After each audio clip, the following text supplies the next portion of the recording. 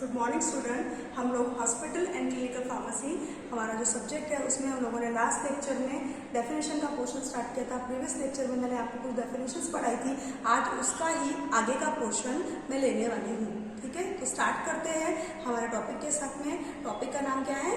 Medical terminologies. ठीक है, और डेफिनेशन, इनको आप शॉर्ट में डेफिनेशंस ऐसा भी याद रख सकते हैं। ठीक है, अगर एमसीक्यूज वाली एग्जाम हुई तो ये डेफिनेशंस बहुत आपको स्कोरिंग है, इसको पढ़ने से आपको कई सारे डेफिनेशंस का क्वेश्चंस को सॉल्व करने में हेल्प मिलेगी। ठीक है, तो पहला मैंने मान लिया crutches. Crutches are the health accessories that helps to transfer the weight of weak limb and maintain balance of the body. आप लोगों को पता है क्रचेस मतलब क्या है? इस तरह बैसाखी वगैरह सुना होगा आपने।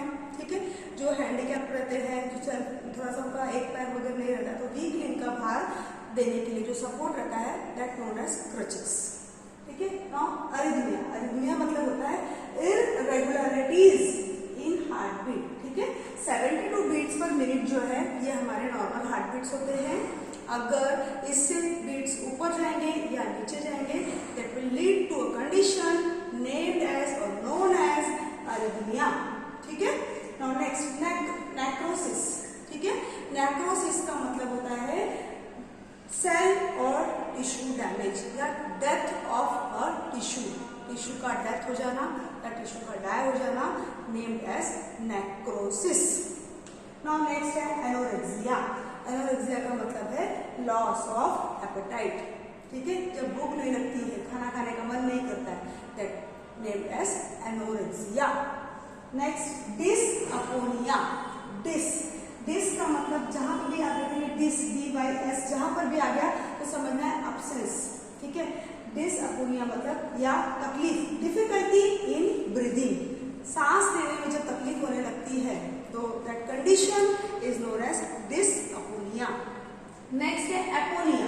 डिस मतलब क्या बोला मैंने? डिफिकल्टी। डी से याद रखना है डिफिकल्टी, ये D denotes for difficulty in breathing. ना अपोनिया का मतलब होता है अब्सेंस, टोटल अब्सेंस मतलब स्टॉपेज ऑफ ब्रीदिंग, सांस रुक गई है, जो ब्रीथ है वो स्टॉप हो गई है। ठीक है, दैट मीन्स अपोनिया। इंसोम्निया, सब कुछ थोड़ा सा मिलता जुलता लग रहा है लेकिन सबके मीनिंग अलग अलग है। इंसोम्निया मतलब लैक ऑफ स्लीप, जब नींद नहीं आती है, that means insomnia, lack of sleep. उसके बाद अगला है फ्लैटुलेंस। फ्लैटुलेंस का मतलब है excess gases in the stomach, ज्यादा खा लिया या फिर पूरा पेट खाली है, that leads to a condition named as flatulence, excessive gases in the stomach. Now stomachic मतलब क्या होता है? Drugs which increases gastric secretion. Gastric secretions में आता है पेप्सिन नाम का हार्मोन, गैस्ट्रिन नाम का हार्मोन और हाइड्रोक्लोरिक एसिड। ये हो गया गैस्ट्रिक सिक्रीशन। इन सिक्रीशंस को बढ़ाने वाला एजेंट मतलब स्टोमैटिक। एग्जाम्पल के तौर पर आप सिंपल घर में जो हम लोग खाना खाने के बाद जो सौंफ खाते हैं दैट इज एग्जाम्पल ऑफ स्टोमैटिक। सौंफ खाना खाया फिर सौंफ खाई तो खाना अच्छे से डाइजेस्ट होता है ना, वो काम किसने किया?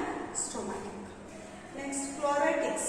फ्लोरेटिक्स जो है drugs which increase bile and bile salt. ठीक है, बाइल और बाइल सॉल्ट का जो सिक्रीशन बढ़ा देते हैं उनको हम कहते हैं क्लोरेटिक्स। आपको पता है बाइल और बाइल सॉल्ट जो रहते हैं फैटी सब्सटेंस या फैट्स जो रहते हैं उनको डाइजेस्ट करने में मदद कर देते हैं। तो क्लोरेटिक्स मतलब ऐसे एजेंट जो बाइल और बाइल सॉल्ट का सिक्रीशन बढ़ाएंगे।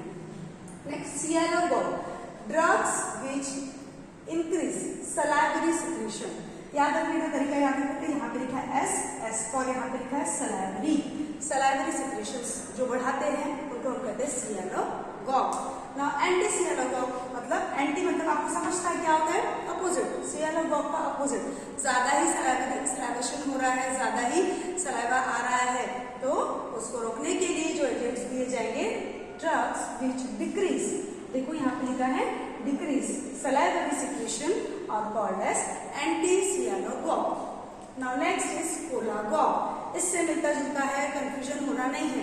कोलागॉग वापस से सी दिख रहा है, वापस से सी दिख रहा है, रिलेशन विद दिस, इसके साथ में इसका रिलेशन है agent which increase evacuation of bile into intestine.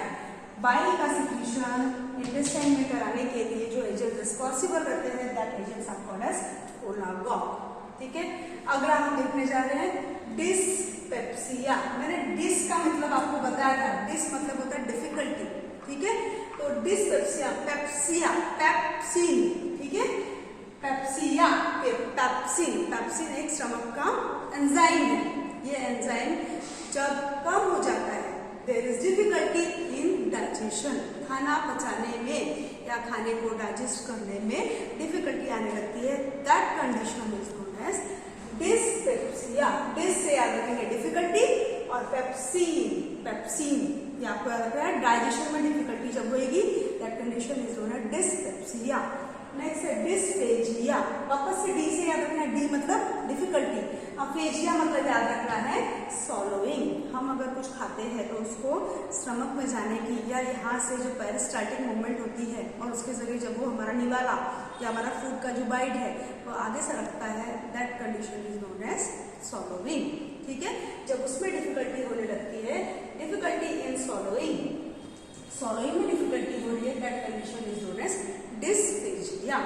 Now next is demulcent. Demulcent मतलब क्या होता है, सूदिंग एजेंट। ठीक है, हमारी जो म्यूकस मेम्ब्रेन रहती है, जैसे गले में खराश हो रही है, थ्रोट पेंट वगैरह का इस्तेमाल कर रहे हैं, तो एट दैट केस वहां पर हम डिमल्सन यूज करते हैं। वो क्या करता है, म्यूकस मेम्ब्रेन को सूद करता है, रिलैक्स करता है, जो इरिटेशन हो रहा है उसको कम करता है। अगली डेफिनेशन है इम्यूनिटी। इम्यूनिटी का मतलब होता है capacity of body to resist the infection. हमारी बॉडी की कैपेसिटी टू रेजिस्ट, उसको रोकना, इसको इन्फेक्शन को रोकने की जो कैपेसिटी है उसको हम कहते हैं इम्यूनिटी।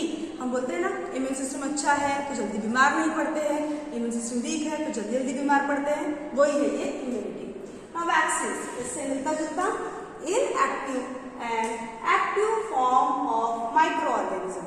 ठीक है, क्या बोल रही हूँ, ध्यान से सुनेंगे, inactive and active form of microorganism provide protection against infectious disease as prophylactic use. इसको मीनिंग क्या है पहले समझ लेंगे। वैक्सीन क्या होते हैं, इनएक्टिव और एक्टिव फॉर्म ही होते हैं माइक्रो ऑर्गेनिज्म का। आपने बहुत बार सुना होगा पोलियो की जो वैक्सीन रहती है 2 बूंद जिंदगी की, ठीक है, उसमें इनएक्टिवेट वायरस ही बच्चों को दिए जाते हैं ताकि बच्चे को पोलियो ना हो। अब पोलियो तो हुआ नहीं है पर हम पहले से ही उसका मेडिसिन ले रहे हैं, that type of medicine is called as prophylaxis या प्रोफाइलैक्टिक। डिजीज होने के पहले ही उसका प्रिकॉशन लेना मतलब प्रोफाइलैक्टिक यूज। तो वैक्सीन हमेशा प्रोफाइलैक्टिक यूज के लिए ही यूज की जाएगी, ये याद रखना है। ठीक है, और सेकेंडरी इन्फेक्शन मतलब क्या होता है, development of second infection upon initial infection currently under treatment. एक ऑलरेडी इन्फेक्शन हुआ है पेशेंट को और उसके बाद उसको दूसरा इन्फेक्शन भी हो गया है। फॉर एग्जांपल, मैं एग्जांपल के तौर पे यहाँ पे बता रही हूँ कि HIV का पेशेंट है, उसका HIV का इन्फेक्शन हो गया है और उसका ट्रीटमेंट चल ही रहा है। HIV के केस में क्या होता है, इम्यून सिस्टम बहुत ज़्यादा ड्रॉप हो जाता है, इम्यून सिस्टम का ही डिजीज है। अब जब इम्यून सिस्टम ड्रॉप हो गया है तो पर्सन जो है बहुत ज़्यादा ससेप्टेबल हो जाता है और दूसरे इन्फेक्शन को होने के लिए। तो HIV के केसेस में बहुत बार ऐसा देखा गया है कि पेशेंट को TB हो जाती है।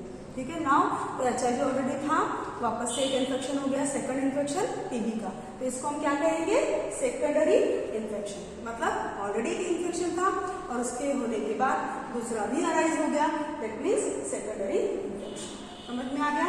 आज हम लोगों ने सारी डेफिनेशंस देख ली है। ठीक है, इसका हम अगला क्वेश्चन भी देखने वाले हैं। सारी डेफिनेशन कम से कम ये 40-45 डेफिनेशंस है जो एग्जाम में बार बार पूछी जाती है। आप लोगों को डेफिनेशंस पढ़नी है और उसको याद रखना। Thank you.